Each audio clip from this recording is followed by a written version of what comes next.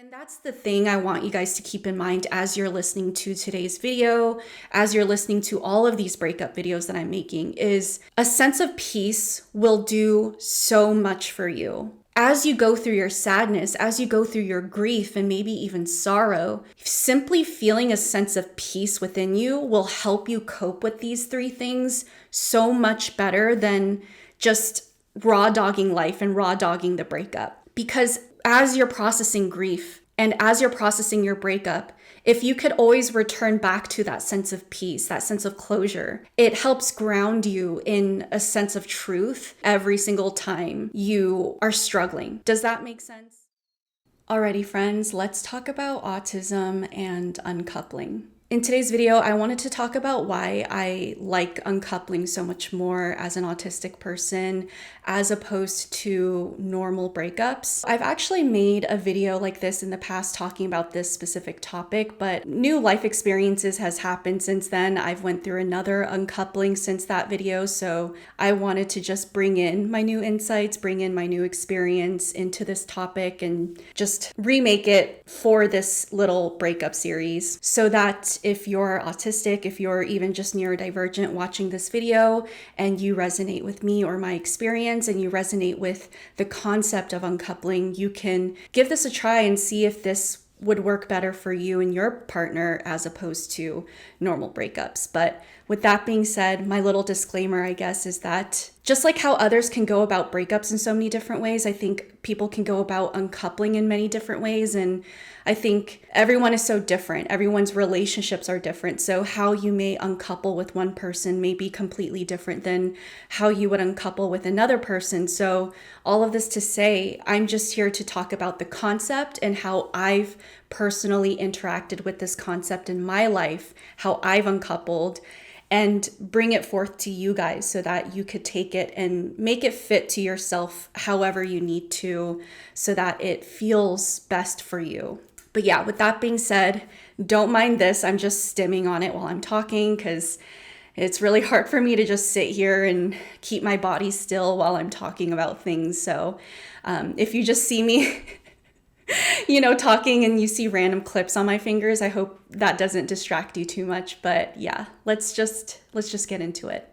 Okay, so uncoupling to me is the concept of untangling yourself from your person and your relationship slowly, incrementally, and over time, as opposed to a normal breakup. I think normal breakups to me is this concept of the relationship ends. There's a very specific endpoint where you stop talking to your person, where you stop seeing them, where you stop living with them, hanging out with them, and you both move on from your life. And I think that very black and white cutoff phase for me has always been very, very unnatural. When I went through breakups in the past, it was very confusing how traumatic it was because I would feel a sense of peace and I would feel good about not being in the relationship. And it's not even necessarily that I missed the person, but the breakup itself was just so harsh and intense that was traumatizing. And so here enters the concept of uncoupling. Just a little bit of background information. I was diagnosed with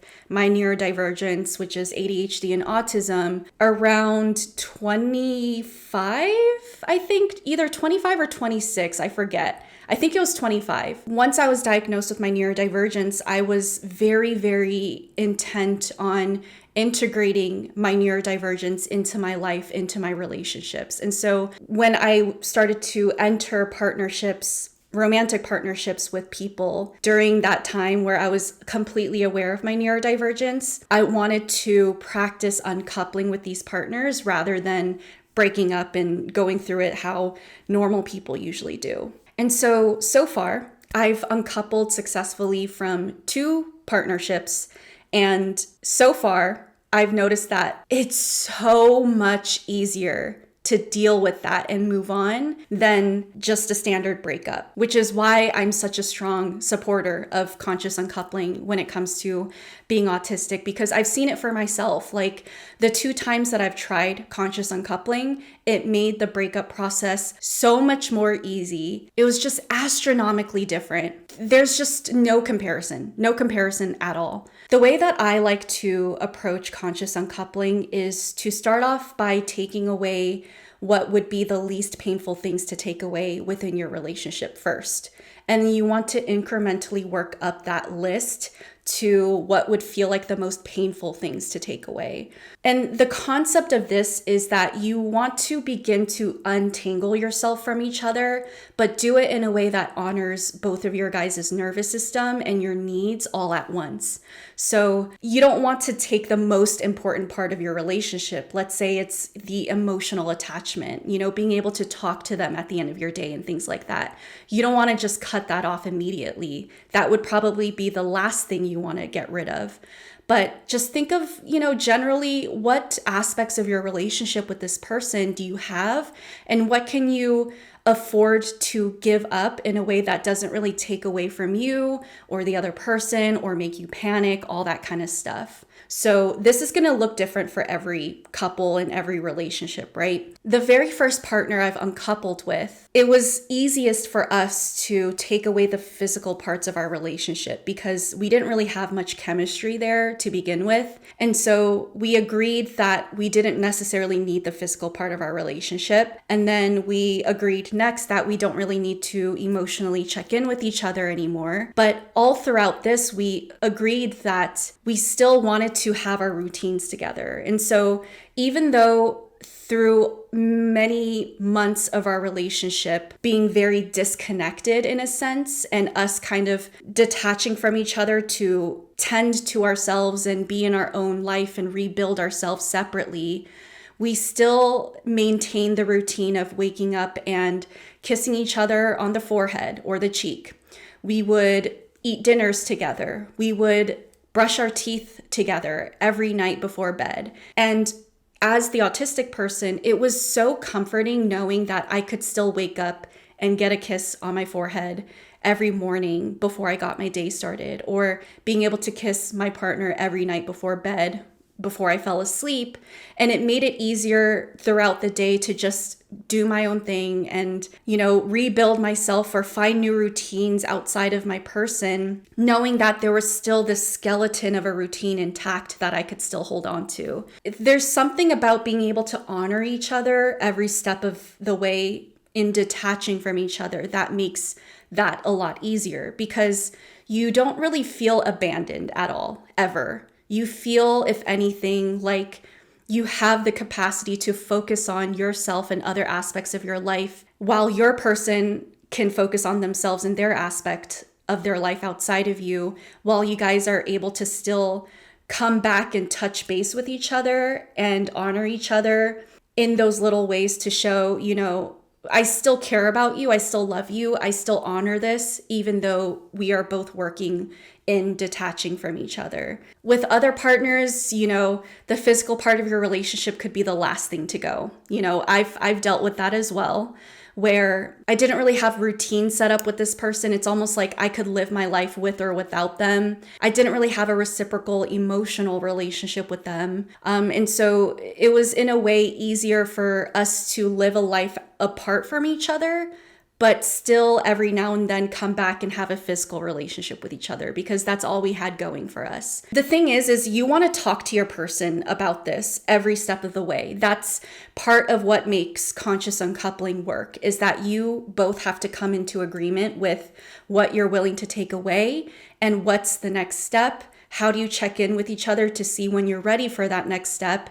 And then how do you keep going about that? And what's the last thing you want to take away? You want to be in communication throughout all of that. That's the purpose of uncoupling consciously. And I just want to quickly add that in order for this to work and in order for this to not turn into something that's unhealthy and codependent, you guys both have to be so self-aware through this process of uncoupling, because I could very easily see certain couples using uncoupling as an excuse to hold on to each other long after they should have let go of each other by then. I know I said that there's no specific way to go about things, and because of that, there's no specific timeline. But at the same time, the whole point of uncoupling is to reach a point where you guys are broken up and separated. And that doesn't work when someone or both people are still holding on to each other in moments where letting go is necessary. You know what I'm saying? So a good way to gauge when it's time to let go is checking in with yourself and noticing when your relationship or when your attachment to your person is actively holding you back from what you need to do in your life in that moment. So let's say you still see your ex-partner that you're uncoupling from pretty regularly, and this actively holds you back from building new connections with people because you're still emotionally funneling energy into your ex-partner in ways that you are unable to do for other people that could have potential. The whole point of uncoupling is cutting cords, ultimately. It's just cutting the cords isn't all at once. It's incrementally through a period of time. But cutting the cords is ultimately the end result we're looking for, right? Breaking up, uncoupling has the same result. It's just the process is a little bit different. Just like how making risotto is completely different than making rice. Risotto takes a lot of time, a lot of tender love and care, but the risotto really does soak up all of that yummy chicken broth and whatnot, and you could taste the difference than just sticking rice in a rice cooker and it's done within 30 minutes.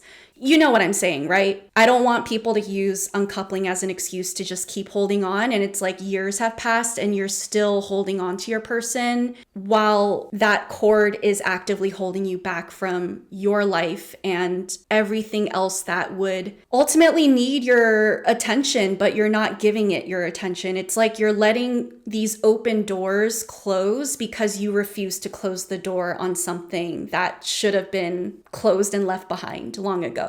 Another part of uncoupling for me, and this part is really, really, really valuable and important for me, is the closure rituals. So closure rituals to me is basically things that you and your person consciously talk about and plan together with the intention of it providing closure for the both of you, and you guys can both walk away with a lot more peace and understanding. Okay, so here are some closure rituals that I've done with my past partners that I've uncoupled with. The first one is saying goodbye to each other's family. The way that I've went about this in the past isn't that it's this huge thing where we schedule like a get together with each other's family and we're like, oh, we're gonna break up. This is our last time seeing you before you never see me again. It's not that. So this is something that just me and my partner talk about, as in it's important for us to see each other's family one last time before we move on, because oftentimes my partners value family a lot because I value family a lot. And so before my last partner and I uncoupled, I actually flew back to their home state and I spent Christmas with him and his family one last time, but the family didn't know. They just kind of thought that it was one of many Christmases that we were going to spend together, but no, it was one last Christmas. And we both knew that, and we both knew that we wanted me to be able to see their friends and family one last time before the relationship was officially done. And so I spent those few weeks just hanging out with their family, talking to every single person, their parents, their siblings, their nieces and nephews, their grandparents, even just getting together with their friends and seeing all of them. I don't know, there was something very cathartic about that. I think some people would think that that's weird. And that's the thing with uncoupling, is I'm completely aware that most people would see this as very, very odd. Like, why would you want to do all of that with someone that you're moving on from? But I think that comes down to the fundamental differences between how neurotypical people tend to approach their relationships versus neurodivergent people. I think, this isn't a foolproof explanation, right? Everyone's different. But I think for the most part, neurodivergent people tend to date someone for them because they like them, because they love them. They don't date them for like social gain or because it's socially acceptable.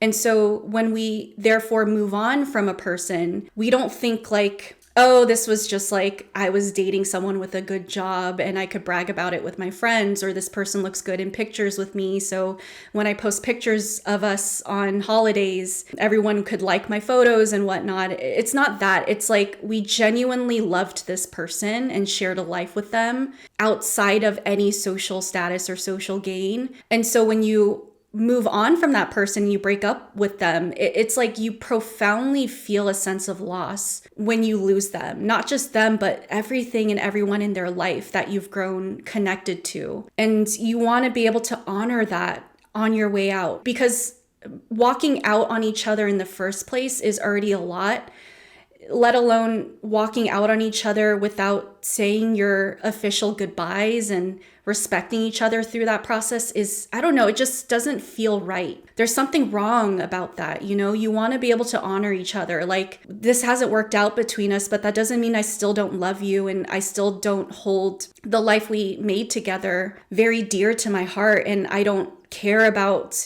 the people in your life that I've come to know and things like that. I think back to the last time I saw and hugged my ex-partner's family and their friends.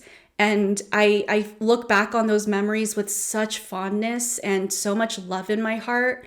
And I'm so thankful that I was able to have that last goodbye. And it wasn't just for myself, but for my ex-partner to see me have that last goodbye too. And I imagine that that's something we both can look back on with a lot of happiness and respect for each other. And in a way, having that respect allows us both to move on from each other easier. And I think that's another difference between neurotypical relationship patterns and neurodivergent relationship patterns is I think I oftentimes see neurotypical people having an easier time moving on from ex-partners when they have moved on with anger or resentment, like, oh, F them, it wouldn't have worked out anyways, they failed me in all these ways, like, good riddance, bye. But I find that for neurodivergent people, at least for me, it's easier to move on from your person when you know that both people have actually loved each other and respected each other. Like, I don't know about you guys, but if I ever was with a partner that so intensely disrespected me and didn't care, I had a harder time getting over that than the partners that actually respected me, because it's like, how could you have treated me like that? That's so wrong. But with the partners that I've uncoupled with, where we actually honored each other, it's like, okay, that was really nice. We respected each other and we both gave each other what we needed, and then we were able to both move on. It's like, yes, I could really close that loop and move on with peace, But another closure ritual that I've done with past partners is saying goodbye to each other. And you guys could do this in different ways. The first time that I've done this is my ex-partner and I went on one last trip together because we really liked traveling together. That was like one of the main things that really connected us. And so before we officially broke up, we actually took a trip together to another state for, I forgot how long, like a few days, a week, I don't know. But we went on this trip knowing that we were not a couple. And so we literally went as friends, right? But that was also part of the uncoupling process for us, is that we still loved each other like we were partners, but everything about us and how we carried ourselves was as if we were friends at that point. And so we traveled to a state that had beautiful nature. That was another thing that we bonded on, is just like our love for nature. And we just spent a week, hiking around different national parks, drinking coffee, eating good food. And that was the last thing that we basically did together before we officially broke up. With another partner, our goodbyes to each other was through music because we both really loved music. And so what I did is I wrote a poem for them that basically expressed how I felt throughout the relationship and how I felt about the breakup. I made a playlist for them and I asked them to read that poem while listening to my playlist. And it was basically like, in a way, an art piece, in a sense, expressing myself to them. Because the way that I made the playlist is that it had a way to like sink you into your emotions, and it had these like ups and downs and hills and valleys of emotions and whatnot, and it matched the pacing of the poem.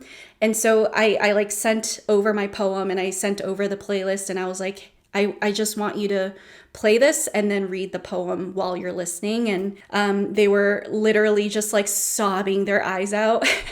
They kind of followed suit. They wrote a poem back to me and sent me a playlist, and I read it, listened to the playlist, and that was kind of like our last goodbye to each other before we never spoke again. And I don't know about these partners, but when I think back on that closure ritual of saying our last goodbye to each other in that way, and it's not just a goodbye, it's like a symbolism through something like a trip or a playlist / poem. I don't know, there's something more powerful about that because it really expresses what you're going through on a very soul level that extends outside of just this metaphorical goodbye. And it allows both people to kind of process the breakup a lot more definitively. With that being said, the whole point of uncoupling, I think, is just constantly balancing in between what would be a very painful process of letting go of someone that important to you versus still holding on to those parts of each other that brings a lot of comfort and makes it easier to cope with the letting go. And you want to constantly be in communication with your person through that process so that you are keeping each other accountable and not slipping into what is comfortable, which is holding on to the relationship, right? It's so important to not do that. I think what's easy is to hold on to each other and be like, you know what? We love each other so much. Let's just find a way to make it work. Let's not let go of each other. But uncoupling is just, if you think about it, it's radical acceptance. Like, this isn't going to work. We're going to break up. That's not even something we're debating at this point. It's just, how can we honor each other through our last moments together? And even just thinking about that makes me emotional because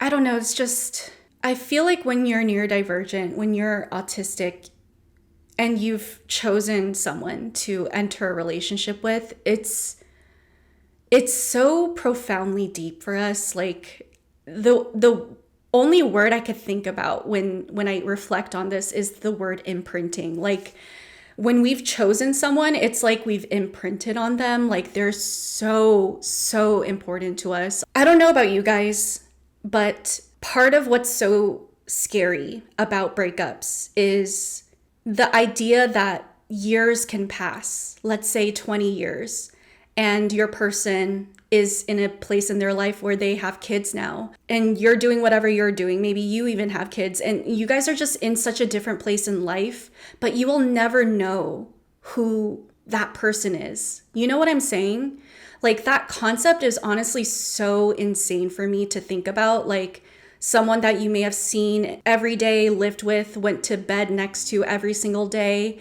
Like, you will live the rest of your life not knowing who they are and what they're up to and if they're doing good or bad, what breakthroughs they might have had since you last saw them and spoke to them, what ways they haven't grown, whatever it is. It's like, you will never know, but they're still there going through life. But it's just completely separate from you. In a sense, like, I get it. I get why breakups are so hard. You know what I'm saying? But I think that's why the practice and the concept of uncoupling is just a lot easier, because it helps prime the both of you into being ready for that. It's not that you're completely ready, but every step of the way, you're a little bit more ready than you were. And you're able to accept letting go of someone a lot more when you know that you're doing it in love and respect. And you both can walk away with a sense of peace. You know what I'm saying? That the both of you can look back on the relationship and not think of all of the bad times or what didn't work out, but just the fact that you both tried and you both honored each other the best that you could in that moment, every step of the way, including leaving each other's lives. And that's something that you could always be proud of, no matter how much you've grown since then. And so, yeah, that's just, some of my experiences with uncoupling. Granted, I haven't had many, right? I've only uncoupled from my past 2 partners, but I will say again, that experience of uncoupling with my last 2 partners has just made such an astronomical difference in my life, in my growth journey, and hopefully in their lives. I don't know, because I don't talk to them. That's part of the breakup process, is you ultimately break up and you don't talk to the person anymore. But I still will think back on them and be like, you know what? I hope they're doing good. I really do. And I hope they find whatever they're looking for and they will continue to grow as people. And that's it. But with that being said, you guys, stay tuned for tomorrow's video where I will talk about how to move on from a breakup once it's happened. I hope I help you guys navigate that with as much love and care as I can. Be sure to give this video a like and interact with my videos, because that really does help my channel out a lot. But yeah, make sure you guys take some time today to drink water, eat some food, take yourself on a lovely walk, get some of that grief out of your body. I mean, I feel it right now. I'm gonna have to really tend to myself today and get this out of my body and feel whatever's coming up for me. Be gentle on yourself, be easy. Cry it out if you need to. I mean, I'm gonna have to cry it out. But yeah, we're all in this together. We're all processing our own grief and loss together. Hang in there. I'll see you guys on the next one. Take care.